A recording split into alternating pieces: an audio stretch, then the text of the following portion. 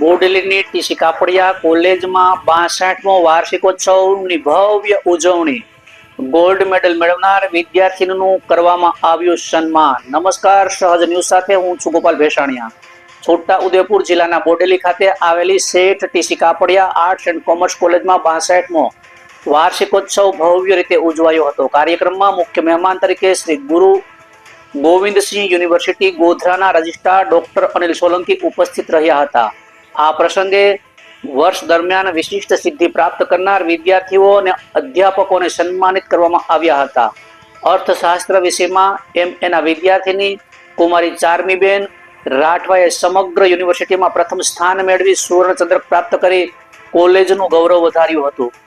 આ કાર્યક્રમમાં કોલેજ ટ્રસ્ટના મંત્રી સુમનભાઈ પટેલ, ટ્રસ્ટીઓ, અધ્યાપકો અને મોટી સંખ્યામાં વિદ્યાર્થીઓ ઉપસ્થિત રહ્યા હતા. રિપોર્ટર શિલ્પા શાહ, સહજ ન્યૂઝ, બોડેલી. આજરોજ શેઠ TC Kapadia arts and commerce college Bodeli એનો આજે 62મો વાર્ષિક દિન છે.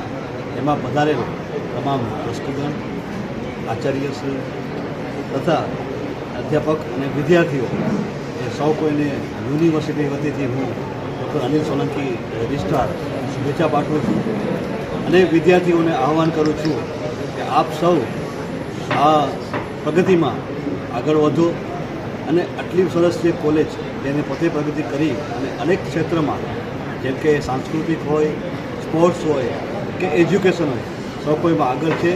તો હજી ખૂબ આગળ વધે, પ્રગતિ કરે એવી યુનિવર્સિટીને ખૂબ ખૂબ શુભેચ્છા પાઠવી વાત કરું છું. જય હિન્દ, જય ભારત.